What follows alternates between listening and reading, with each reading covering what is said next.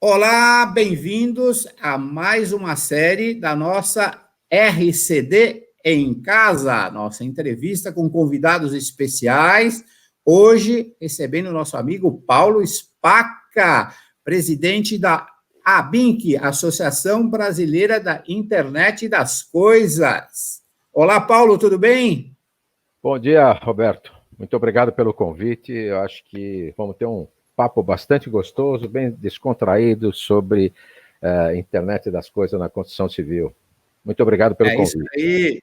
A ABINC é uma associação voltada, pelo próprio nome, como diz aí, voltada à promoção da internet das coisas aqui no Brasil.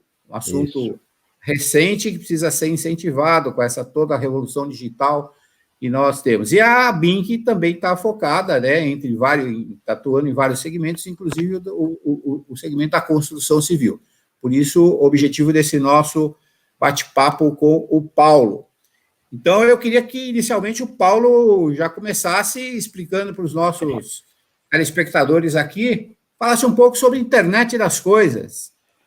Como é que é esse mundo da internet, o que é a internet das coisas e por que ele resolveu, né? A BIM surgiu desse mundo. Dá uma aula para nós, Paulo, sobre a internet das coisas, como é que isso tenha impactado todo mundo, impactado o Brasil, e por que nós aqui no Brasil resolvemos criar a BINC, e você vem liderando esse movimento de forma tão brilhante.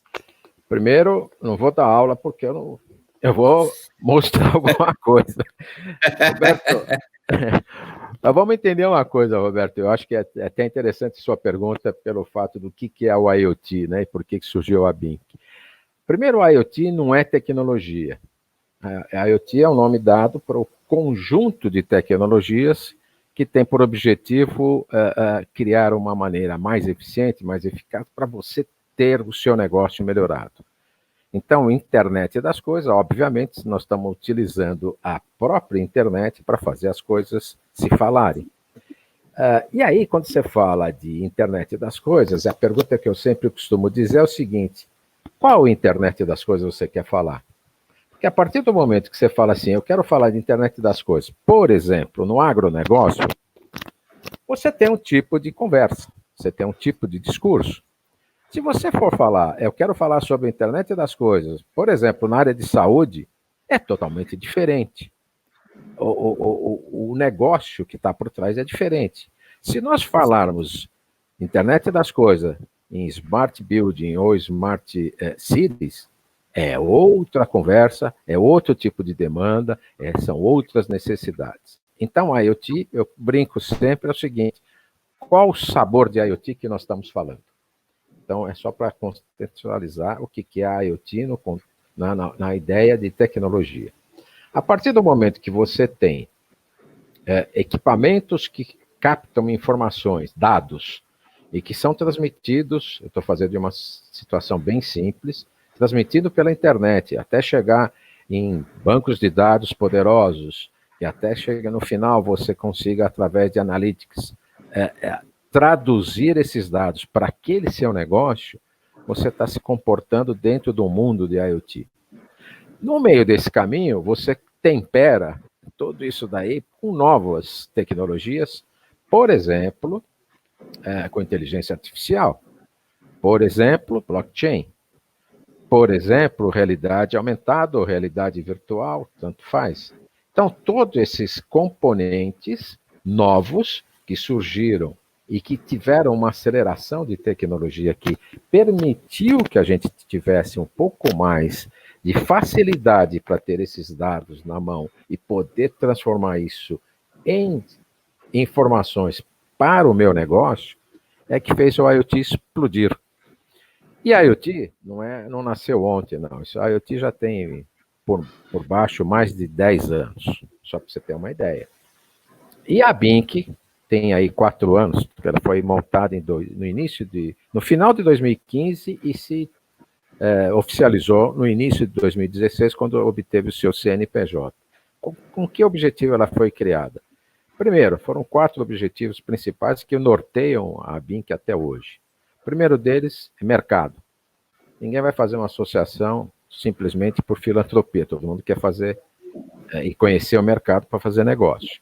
Segundo ponto, Se eu estou com uma associação na mão, o que o governo está fazendo para que essa IoT possa estar de acordo com o que o governo está planejando? Foi quando surgiu o Plano Nacional de IoT, na qual a BINC, desde o primeiro dia, participou.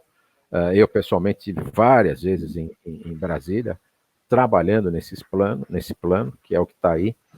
Coincidentemente, no nosso evento do ano passado, em junho, foi que o Bolsonaro assinou, o presidente assinou o decreto dando continuidade ao Plano Nacional de IoT, e hoje esse plano se desmembrou em câmaras de trabalho, câmaras essas que são por sabores de IoT. Então você tem uma Câmara de Cidades Inteligentes que é decorrente do Plano Nacional, tá? Só para entender.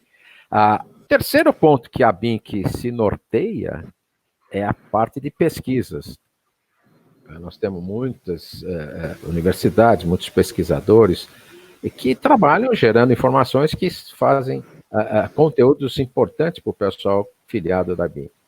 E, por final, não podia ser diferente, nós precisamos trabalhar a educação. Então, a educação é um dos temas que a BINC tem dado muita atenção ultimamente para formar mão de obra. Então, quando você fala assim, eu tenho aqui inteligência artificial, o que está por trás disso são grandes algoritmos que as pessoas não estão acostumadas a desenvolver. Então, precisa de mão de obra para trabalhar com isso, sem considerar nas programações dos sensores e assim por diante. Não vou entrar muito em detalhe disso. Então, esses 4 pilares é o que norteia a BINC. A partir daí, nós chegamos à conclusão seguinte: já que eu tenho diversos sabores de IoT, como é que eu vou dar atenção para esses diversos sabores? Foi aí que nós criamos, inicialmente, grupos de trabalho, hoje são comitês de trabalho, e esses comitês são por segmentos de mercado, então tem saúde, tem educação, tem manufatura, tem varejo, e tem os comitês que a gente chama que cortam, que são transversais aos demais, como jurídicos, segurança, redes, normas. Esses comitês discutem os temas para que cada um deles. Então, por exemplo, se eu pegar o comitê de Smart Cities, está se discutindo lá dentro tudo que precisa ter para a Smart City, o que o mercado está demandando, o que precisamos apresentar para os nossos associados que possam oferecer soluções para isso, e assim por diante. Então, cada comitê tem a sua obrigação de buscar resultados e apresentar soluções para o grupo. Então, a BINC nasceu isso, como eu te disse, dentro desses 4 pilares, gerou os comitês que estão fazendo esses trabalhos, que são, é uma demanda imensa, e hoje a atuação dela está já em nível nacional. Nós criamos as regionais da BINC, hoje só temos Santa Catarina, Minas Gerais, Ceará já tem um representante lá, estamos abrindo aí, o Brasília já existe desde o princípio. Então, o que significa isso? Nós precisamos mostrar que esse ecossistema de IoT é uma coisa que precisa estar unida, porque não adianta eu falar assim, vou fazer a minha solução de IoT aqui em São Paulo, por exemplo, sem olhar o que o pessoal de Pernambuco está fazendo. Quem sabe lá o pessoal esteja fazendo alguma coisa e já tem uma solução para isso. E vice-versa, não adianta inventar moda, sei lá, no Rio Grande do Sul, se na Bahia tem... Então, esse ecossistema faz com que a gente se fale. E para fazer isso, nós criamos uma plataforma aberta, tanto para filiados como não filiados, que possam todos se colocarem lá e fazer um papel de mini ABINC, uma mini ABINC aberta. Então, eu tenho grupos de trabalho lá que também são como se fossem comitês, porém, é o pessoal que discute lá. E a gente monitora isso, ela é fechada, não é aberta para qualquer um, ele é aceito, você só é aceito depois de aprovado, e lá se coloca todo... Então, eu não quero me filiar na BINC, mas eu tenho uma solução interessante. Tá bom, eu gostaria de colocar Tá bom, coloca lá na plataforma que a gente tem como ajudá-lo. Enfim, esse é o papel que a BINC tem feito dentro desse ecossistema. E na área de construção civil, e aí sim, aí está começando a despontar coisas novas, muito interessantes com a IoT. Uma das coisas que eu tenho visto, o pessoal, aí já não é só o IoT, mas é você mostrar a obra com realidade aumentada, para o pessoal ter uma noção do que precisa ser feito, o que não precisa ser feito. Ou na hora de vender com uma realidade virtual, você mostrar como é que vai ficar o prédio e assim por diante. Fora isso, eu gostaria de acrescentar uma coisa que tem surgido muito nas nossas discussões, que são os carros elétricos. Os carros elétricos começam a surgir como uma possibilidade, os prédios terem as tomadas para abastecer os carros elétricos. Então, isso é só para você ter uma ideia, Roberto, do que está rolando Sim. dentro do nosso mundo aqui. Entendi. Paulo, deixa eu... alguma coisa ou não? Não, deixa eu só entender o seguinte. Panorama? Não, deu um panorama muito interessante. Uma dúvida que fica é o seguinte: quem são associados da BINC? Quem pode se associar à BINC? São pessoas, empresas, pessoas físicas, pessoas jurídicas, setor público, empresas privadas, públicas? Como é que é? Dá um panorama. Qualquer um pode se filiar à BINC na pessoa jurídica. Por que a gente está falando? Porque a pessoa física, ela só é aceita através de convite. Não adianta eu falar assim, o professor tal da USP ou sei lá, de qualquer outro local, ele é bom, ele está fazendo papel de pesquisa, então a gente deixa ele entrar e até com benefícios, porque isso é importante na geração de conteúdo. A pessoa jurídica, ela entra porque ela tem um benefício para se utilizar de todo esse ecossistema. Por exemplo, o metrô de São Paulo é um filiado da BINC. Fala assim, poxa, o metrô de São Paulo? Sim, o metrô de São Paulo, porque ele tem várias coisas de IoT que ele se utiliza e dá isso como uma espécie de conteúdo importante para a BINC. E para os associados, óbvio. Então, a afiliação primordial são as empresas jurídicas, tanto faz, público ou privado. E hoje quantos associados, quantas empresas estão associadas à BINC hoje? A BINC deve estar perto de uns 80 e poucos filiados, não tem muito, não. Mas é pouco tempo que nós temos, né? Só não tem mais porque nós somos uma associação sem fins lucrativos, a gente é um .org, com trabalhos voluntariados, quer dizer, não existe aquela preocupação de apurar lucro na associação, mas o que a gente tem é para pagar as despesas e pagar um ou outro funcionário que nos apoia. Entendi. E nesse braço que você comentou da pesquisa, você deve ter mapeado isso. O Brasil hoje está forte nesse assunto do IoT. Nós temos uma massa crítica hoje significativa nesse campo do IoT hoje, juntando com esse conceito amplo que você comentou do IoT, né, que é Big Data, inteligência artificial, tudo. Como é que nós estamos? Como é que o Brasil está posicionado em pesquisa nesse assunto? Aí está o negócio. Pesquisa é uma coisa que o Brasil não tem muita tradição, mas o que eu posso dizer para você é o seguinte. Primeiro, todas as pesquisas que ocorreram antes da pandemia foram extremamente excessivas nos números, muito otimista. Se falou muito que vai ser quantos milhões de coisas conectadas e coisa que vai... Não é nada disso. E aí eu sou meio cético com relação a isso. Por quê? Porque nós não temos ainda esses números de uma maneira, nem mundial. A única coisa que a gente tem certeza, por exemplo, o Brasil, na América Latina, é disparado o país mais avançado na parte de IoT. E aí você fala, qual IoT? Por exemplo, agronegócio, a gente dá banho em qualquer um.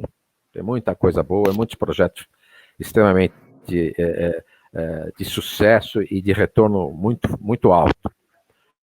Você vai na área de manufatura também, porque você tinha uma automação industrial que agora se apoiou na internet e virou IoT muito forte na área de manufatura. Se for para o varejo, começou a... Então, existem projetos de bastante sucesso e de rentabilidade muito alta Mas não imagine que nós vamos ter um IoT que você vai ter aí grandes projetos do tipo que você tinha antigamente com as grandes consultorias, por exemplo, no mundo de SAP, né? O mundo de SAP, todo mundo falava em bilhões e milhões. Eu fui da SAP, então posso dizer isso. Não tem mais nada a ver com isso daí.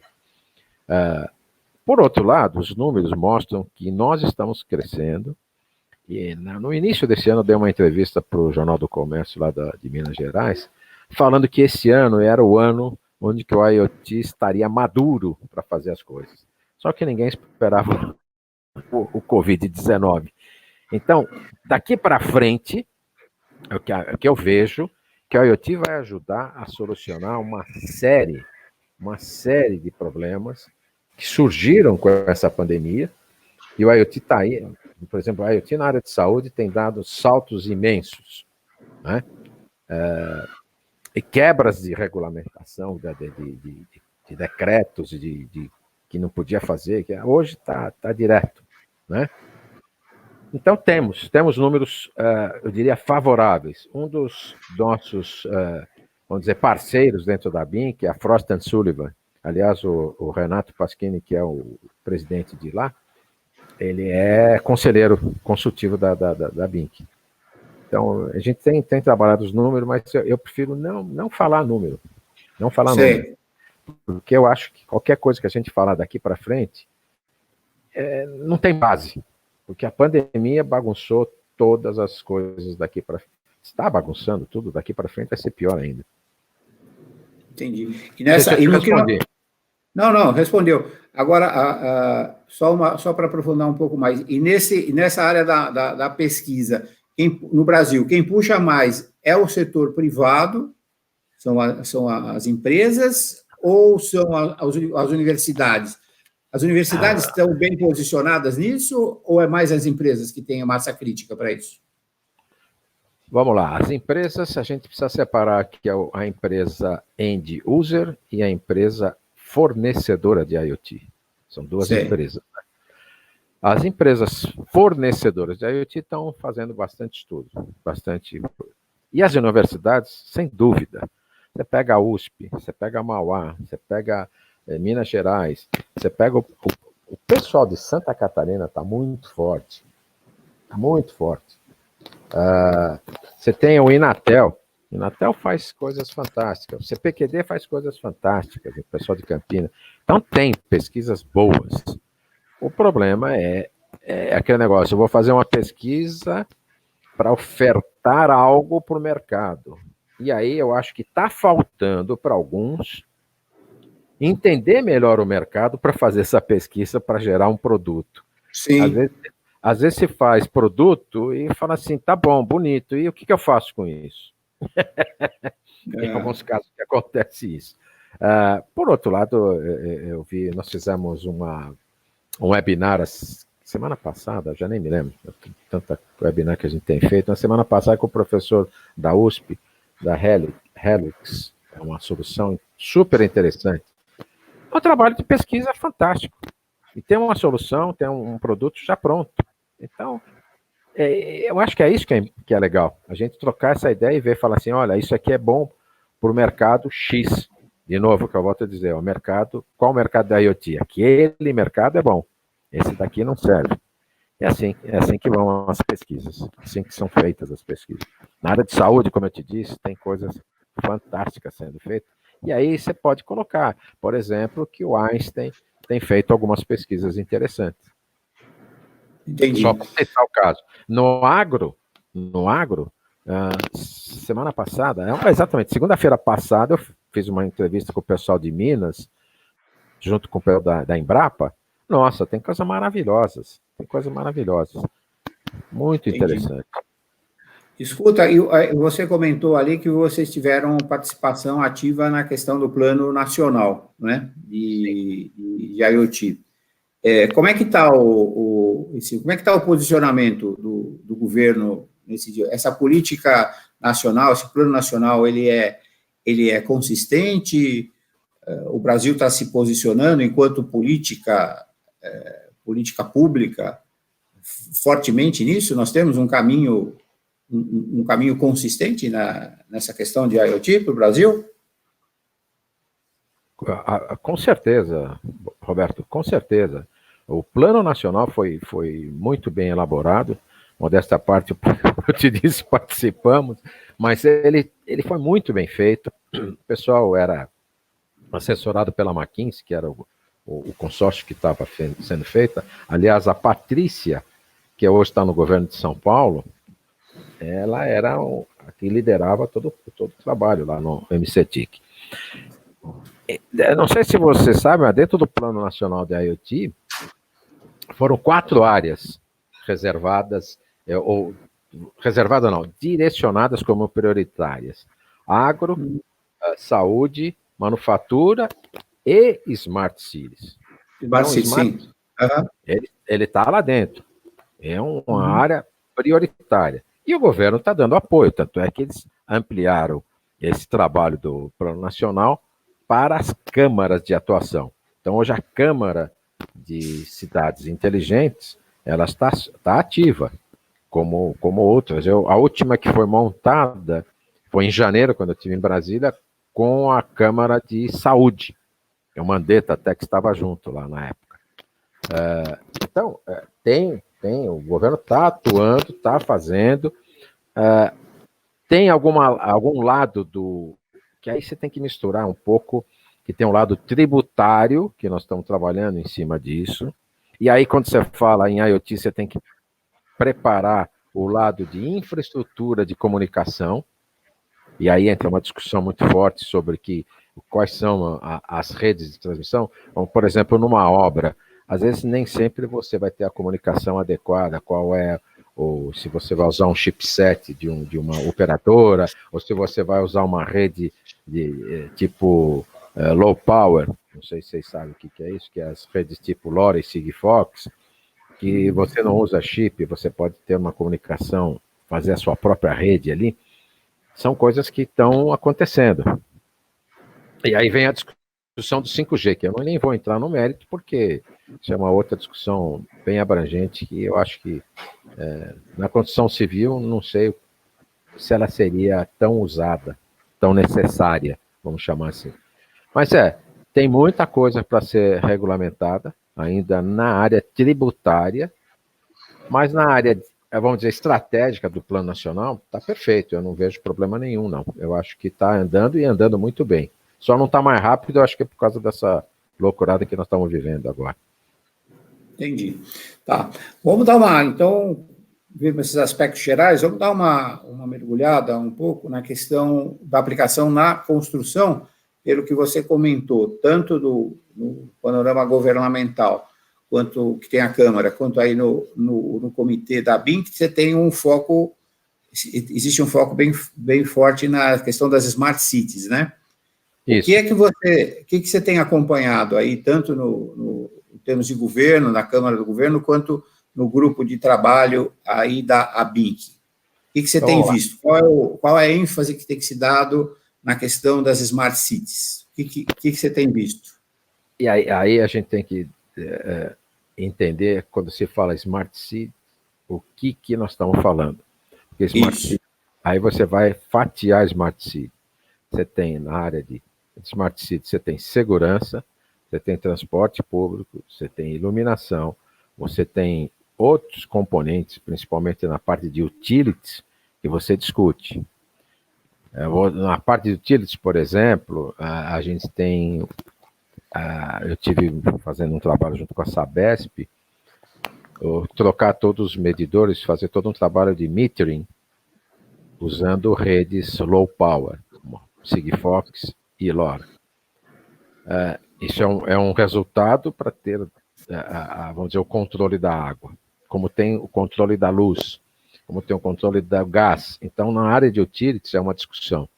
Quando você vai para a área de transporte, aí tem a discussão do modal que vai ser utilizado. Então, Smart Cities é uma coisa muito ampla. Por quê? Porque você tem vários componentes. Por exemplo, como eu te falei, segurança. Câmera da cidade, para você controlar isso, as câmeras que possam pegar informação, como é que você analisa esses dados, reconhecimento facial, que você vai aplicar ou não. Então, são outras tecnologias e outros componentes que você tem dentro do Smart Cities. Então, precisa tomar muito cuidado e falar assim, eu faço Smart Cities. De novo, eu faço a pergunta, qual Smart Cities que você faz? Qual dos segmentos que você faz? Todo? Ou só parte? Então, esse é um problema. Aí, quando você esmiuça um pouco mais o Smart Cities, você cai para o Smart Building. Quando você tem Smart Building, falando com outro Smart Building, você pode ter uma cidade conectada utilizando esses pontos de Smart Building. Não sei se vocês já chegaram a ver isso. Então, isso é muito comum lá fora. Aqui no Brasil, ainda não.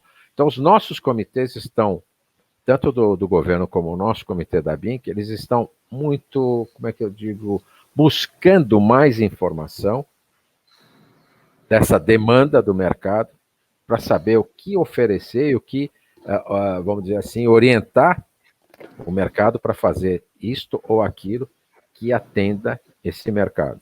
Então, você tem muita coisa na área civil, vocês sabem melhor que eu, que poderiam ser melhoradas, que poderiam ser melhor controladas, que não está acontecendo, porque ainda é aquele tal negócio, parece que está o cara com o martelo na mão procurando prego, né? Mas eu acho que tem muito mais de sentar e falar assim, o que você tem aqui, quais são as suas dificuldades, e começar a mostrar que existem soluções que poderão atender esse mercado. Mais ou menos, eu estou dando um resumo do que o nosso comitê de cidades inteligentes tem encontrado. Quer dizer, fala, pessoal, tem tanta coisa que a gente pode oferecer, mas espera aí, será que o pessoal entende isso aí? Será que eles, se a gente falar com eles, eles vão entender que podem fazer isso? Então, não sei se eu estou conseguindo traduzir exatamente o sentimento que a gente está tendo aqui nos comitês.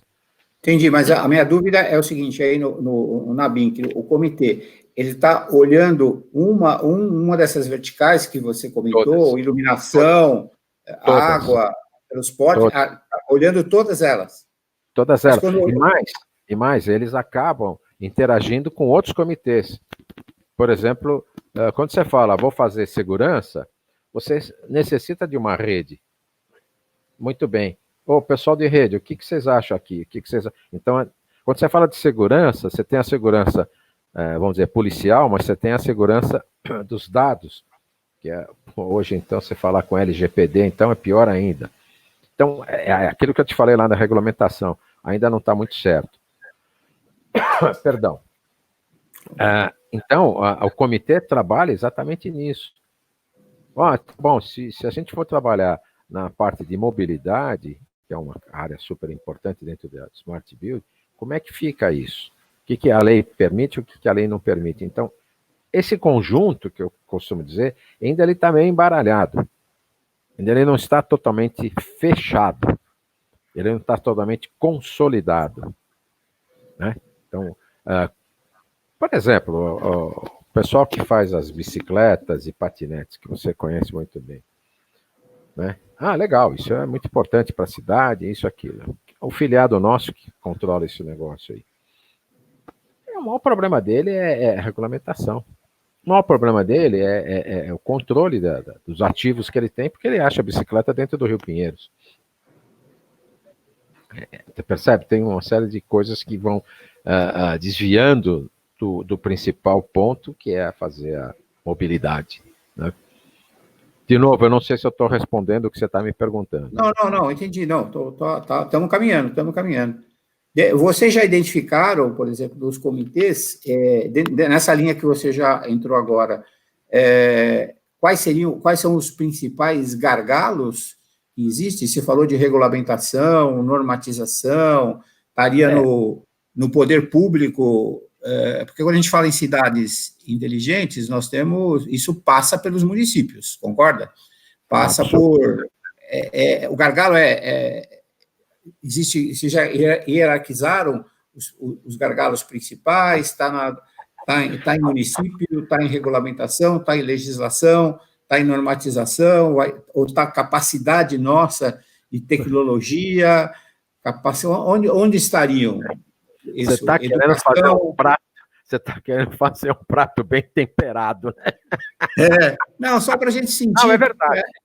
Para onde, qual é o roadmap, entendeu? Qual o caminho que a gente tem ainda para chegar, né? Quando você fala lado político, sim, em cada município você tem um tipo de abordagem, um tipo de solução e um tipo de atuação. Depende muito do prefeito, depende muito se você vai fazer uma PPP ou não. Então tem muito disso daí. Então você tem não existe uma regra, existe cada negócio é um negócio, né? Na regulamentação você tem algumas coisas na parte tributária que estão, vamos dizer, não vou dizer bloqueando, mas impedindo de fazer uma coisa que feche a conta. Quando você fala do lado do nosso comitê, eles têm levantado esses pontos, têm deixado isso como alerta. Não tem uma regra, eu não tenho uma solução para isso. Eu tenho assim, olha, quando você for fazer isso, presta atenção naquilo. Então, é isso que nós estamos mapeando hoje em dia. É isso que nós temos. Entendi. Está numa fase de mapeamento, né? Muito mais mapeamento do que soluções, elas existem. O problema é quando você combina todos esses componentes que você mesmo citou, como é que fica? Por isso que eu falei, quando você for para uma cidade, é de um jeito. Se você, por exemplo, nós temos eu vou dar só um exemplo, que não tem nada a ver com a construção civil, mas temos um filiado nosso que ele fez o tal do bueiro inteligente, não sei se vocês já ouviram falar. Bueiro inteligente. Ele põe lá uma cesta com sensor, e ele, quando esse bueiro chega a uma determinada altura, ele dá um alerta, o pessoal vai lá e limpa esse bueiro para que quando as enchentes acontecerem, esses bueiros estejam limpos. Isso já está no Rio e veio para São Paulo. O governo de São Paulo. Opa, aí bagunçou, aí começou uma confusão geral. Não tem vídeo dele, inclusive acho que no site está lá o vídeo dele fazendo junto com o Dória, tá? Por que não foi para frente? Porque licitação, porque faz. Aí tem toda a burocratização do processo que não dá para ir para frente. Entendeu? Então, isso é um dos problemas que nós temos. Você acha? Você conhece muito bem o que é lidar com o governo, com a prefeitura, para tirar uma licença para poder começar a trabalhar numa obra. Isso, em geral, nos processos de inovação, isso sempre acontece, né? Você tem a inovação e quando você vai colocar isso dentro do setor público, barra, né? Porque eles não estão preparados. Não estão preparados. Na área de sustentabilidade, nós encontramos, o CTE encontrou em várias vezes essa questão. Há uma inovação e não consegue passar.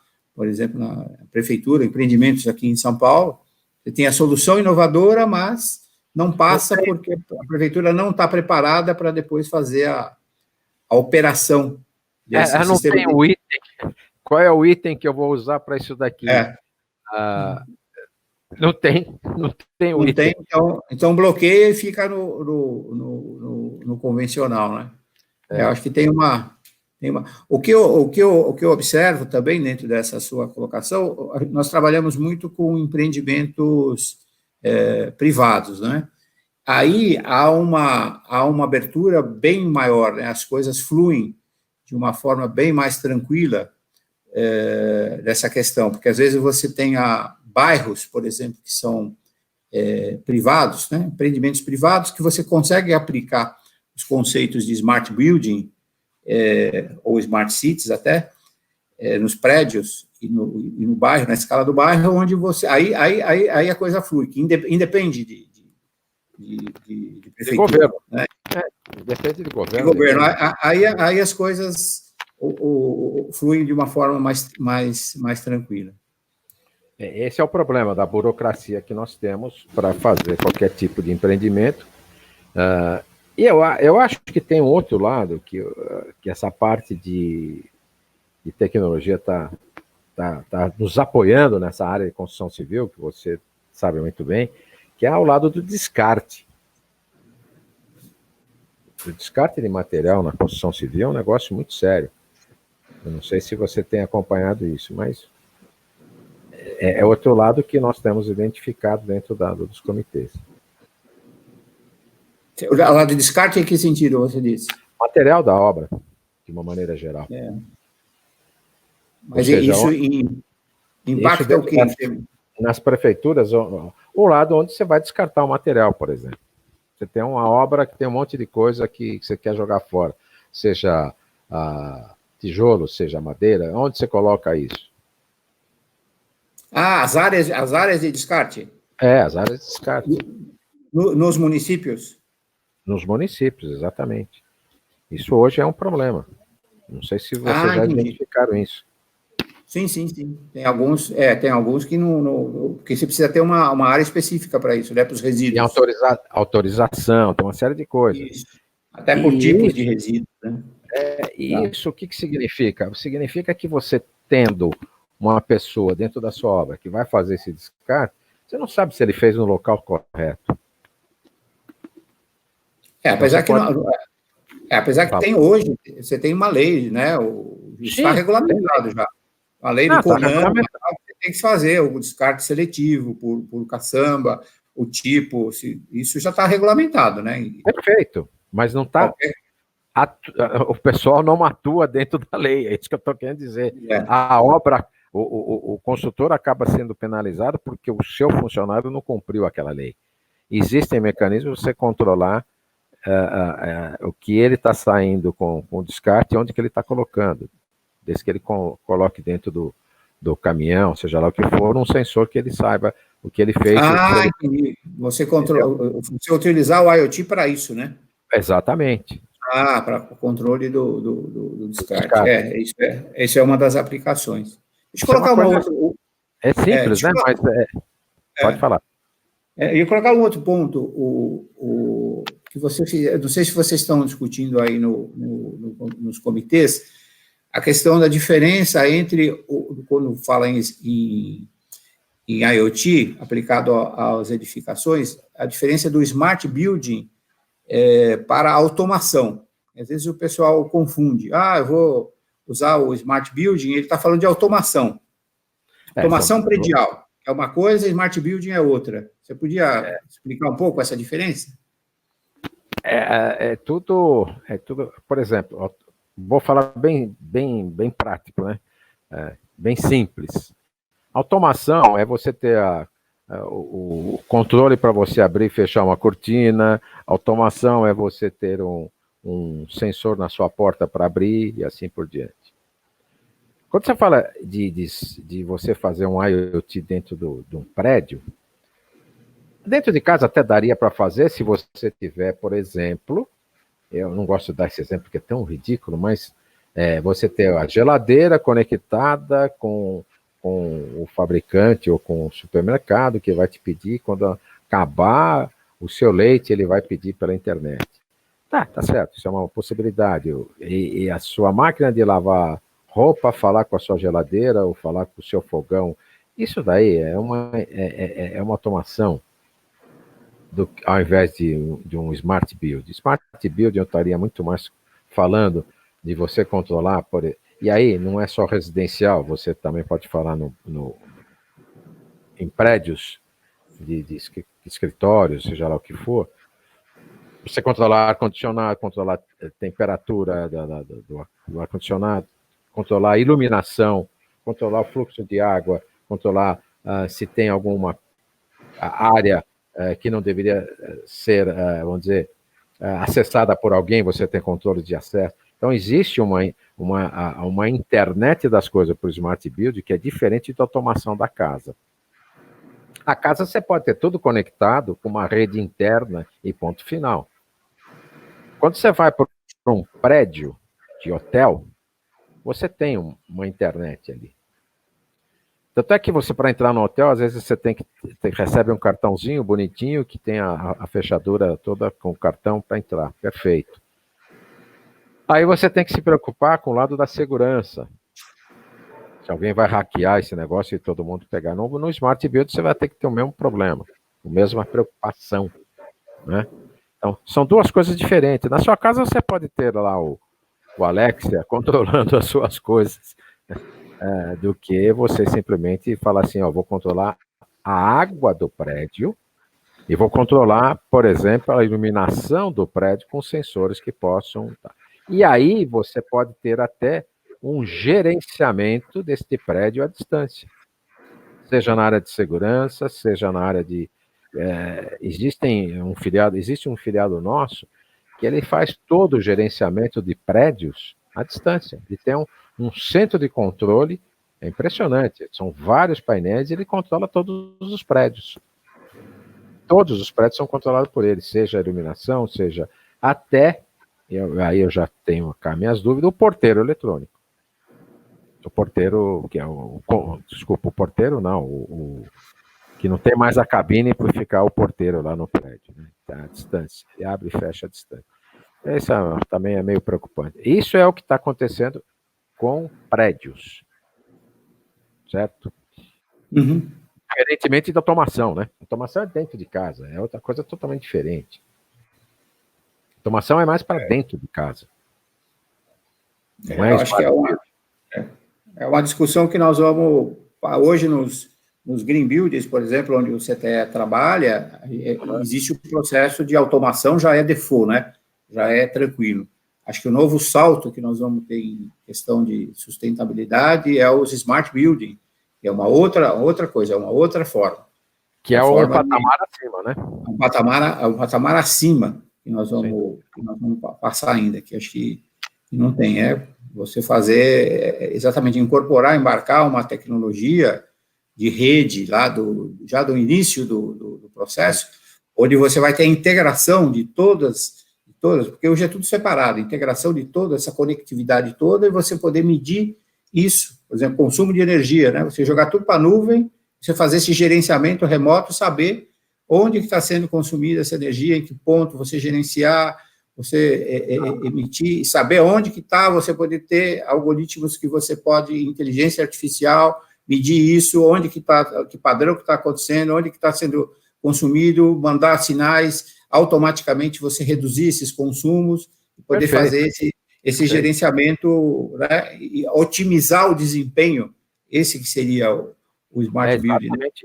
Otimizar esse desempenho ao longo da vida útil por informações e dados que você gera, né, joga para a nuvem, tem a inteligência artificial, tem o algoritmo que sabe o que está, identifica padrões, e você vai fazendo esse gerenciamento. Isso é você prover inteligência por tecnologia embarcada no edifício. Né? Acho que essa é a mudança de paradigma que nós temos que fazer, que é diferente da automação.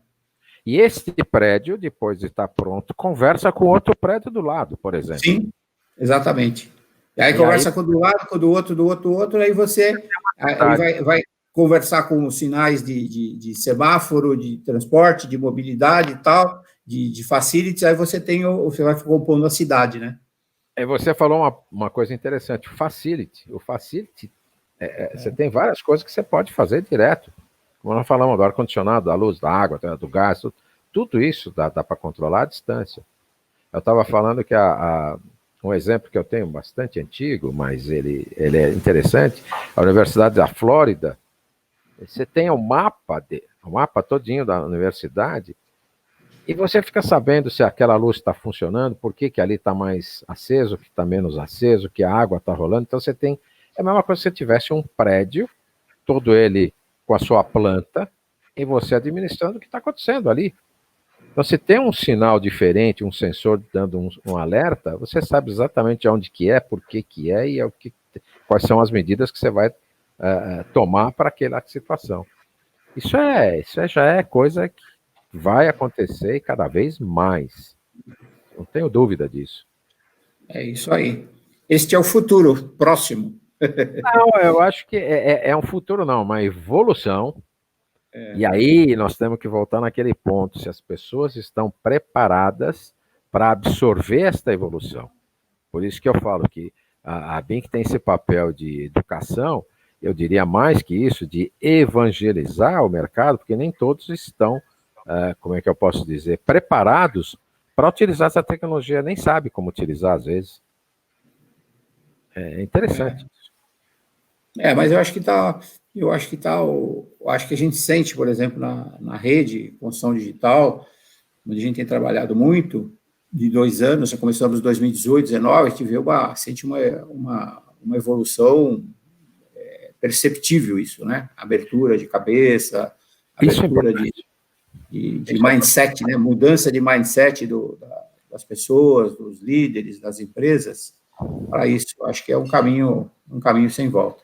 Eu não tenho dúvida que é um caminho sem volta, e eu acho que é bom ouvir isso que você está falando, que o pessoal está com open mind para essas novas tecnologias, porque isto também faz parte do negócio deles. Se não for isso, eles vão ficar para trás. É isso aí. É o caminho, é a competitividade, né, de cada empresa, acho que está totalmente ligada. Você vê há 10, 12 anos atrás, no Brasil não se falava de edifício de green building. É um conceito que foi introduzido há 12 anos atrás. Hoje o Brasil, para você ter uma ideia, ele é o 4º país no mundo em certificação LEED. É mesmo? Eu não sabia disso. Que bom. Maravilha. Atrás só o primeiro é os Estados Unidos, porque o sistema é deles, o segundo é o Canadá, o terceiro é a China e o 4º é o Brasil. Que maravilha. Não tínhamos nenhum empreendimento há 12 anos no Brasil certificado LEED, e hoje temos 585 empreendimentos certificados. Muito então, bom. Isso é o mercado brasileiro, absorveu isso na construção, e hoje, empreendimento comercial, não se lança nenhum empreendimento comercial que não seja certificado. Isso vai acontecendo. Só pegar o gancho no que você está falando, 12 anos atrás, é a mesma coisa que você falar do CAD, né? Você usava o CAD para fazer isso. Quem usa hoje o CAD para fazer alguma coisa? Nada contra ele, mas no desenho hoje está tudo diferente. Essa é a evolução tecnológica que aconteceu, e aí eu quero só falar uma coisinha, porque os cabelos brancos acabam entregando a idade. Eu estou nessa área de tecnologia desde 1900 e bolinha. Eu comecei em 68 na área de tecnologia, então tem mais de 50 anos. Vi de tudo passar na minha mão. Eu, no Brasil, instalei a internet em 94, onde as teles não eram nem privatizadas. Você imagina. Eu trouxe um produto chamado Netscape. Os antigos devem se lembrar. Os novos não sabem nem o que é isso. Não sabem nem se é para comer ou passar no cabelo. Foi o primeiro browser que existiu, né? É o primeiro browser. Então, a Netscape no Brasil, você imagina. Falar de internet em 94, eu era um verdadeiro ET. Quem é que falava de internet? Então, a gente sabe dessa evolução e sabe como evangelizar esse mercado e por que tem que ser evangelizado, porque não há como você resistir ao avanço da tecnologia. E, ultimamente, a coisa tem acontecido muito rápido, porque a internet permitiu isso. Por isso, a BINC. Acho que aí você pode entender um pouco mais a razão. Olha só. Muito bom. Muito bom, Paulo. Sensacional, acho que essa história sua eu não sabia, pô. Eu tenho outras parecidas com essa que eu não vou ficar falando aqui, não. Vamos precisar fazer outra entrevista só para contar a sua jornada, a história. É muito gostoso a gente ver tudo isso acontecer, e você fala assim, eu já participei daquilo, eu já vi aquele negócio lá. Então, é muito louco você ver essa evolução. E eu, graças a Deus, eu tenho que agradecer isso a Deus mesmo, porque eu sempre tive na frente, e tive a oportunidade de estar na frente, com várias tecnologias. Isso me permite, hoje em dia, falar de internet das coisas com um pouco mais facilidade. Só para fechar, que você pegou esse gancho, eu queria fechar a entrevista contando um pouco da sua biografia, então, da sua jornada profissional. Você falou que passou pela IBM. Antes de passar, você é o quê? Você é engenheiro elétrico, eletrônico? Não, sou engenheiro mecânico. Sou mecânico, administrador. Nós temos mais meia hora para falar, né? Não. Você tem que falar. Eu comecei em 68, entrando na IBM, não fiquei. fiz faculdade de engenharia depois, mas aí eu fiz várias passagens com várias empresas de tecnologia, montei no Brasil algumas delas. Quem conhece, no passado, uma empresa chamada Sybase, que foi a pioneira no conceito cliente-servidor. Então, foi um parto você falar sobre cliente-servidor, que ninguém sabia o que era. Por isso que eu gosto de falar do processo de evangelização. Depois da Sybase, eu segui para algumas empresas como Platinum, Computer Associate, Novell, e aí foi para frente até que eu entrei na SAP, fiquei um bom tempo na SAP. Saí da SAP, eu estou falando bem rápido para não tomar muito tempo. Saí da SAP, achei que estava na hora de sair do mundo de tecnologia. Antes da SAP, eu montei a Quest no Brasil. Eu montei 4 empresas no Brasil: a Sybase, PeopleSoft, Netscape e a Quest. E nessa época que eu saí da SAP, eu falei, não quero mais saber de tecnologia, vou fazer outras coisas. E entrei no mercado de Merge Acquisition, M&A. M&A, e fiz alguma coisa com fazendas, criando cooperativas, e criei uma empresa chamada Brax CPM, junto com o pessoal infelizmente já morreu, do Perrotti. E aí nós fizemos a Brax CPM, hoje é Capgemini. Então fiz todo esse caminho junto aí com eles. E por fim, voltei para a IBM, me chamaram novamente para fazer um trabalho. Aí fiquei mais 6 anos dentro da IBM, eu falei, chega. E eles também falaram, chega, porque depois de uma certa idade, eles não querem mais velho lá. Fizeram rapa de todo mundo e eu tive que sair também. E acabei, inclusive eu estava na IBM quando eu comecei a participar da BINC, e hoje eu me dedico à BINC e alguns projetos de IoT, fazendo suporte, fazendo device e assim por diante. Então hoje Muito bem. Tá bem diversificado. E não paro de fazer porque é muito bom, viu, Bob? É muito isso aí. Bom. Não dá para parar, tem que agitar. Deixa eu jogar um confete agora. Joga aí. Vocês estão fazendo um trabalho fantástico. Depois eu preciso aprender um pouco com vocês como é que é o Enredes que está fazendo, que eu acho que isso é muito importante, como experiência para a BINC também. Mas isso é uma outra conversa e não precisa ser feito agora. Vamos trocar figurinhas. Nós aprendemos com a BINC e trocando ideias sobre o Enredes também será um prazer. Ok? Ok, Paulão, muito obrigado pela entrevista. Acho que será extremamente valiosa, todo mundo vai curtir aqui, aprendendo com a BINC, aprendendo com a internet das coisas e aprendendo com Paulo Spaca. Opa, confundi até o nome. Abraço, obrigado pela entrevista e até a próxima para quem está nos assistindo. Obrigado, namastê. Obrigado mais uma vez. Obrigado mesmo, muito honrado pela conversa. Uma pessoa como você, Bob, eu acho que é fantástico. E sucesso para vocês também no Enredes. Muito obrigado e honrado mais uma vez pelo convite. Um abraço a todos. Valeu. Até a próxima.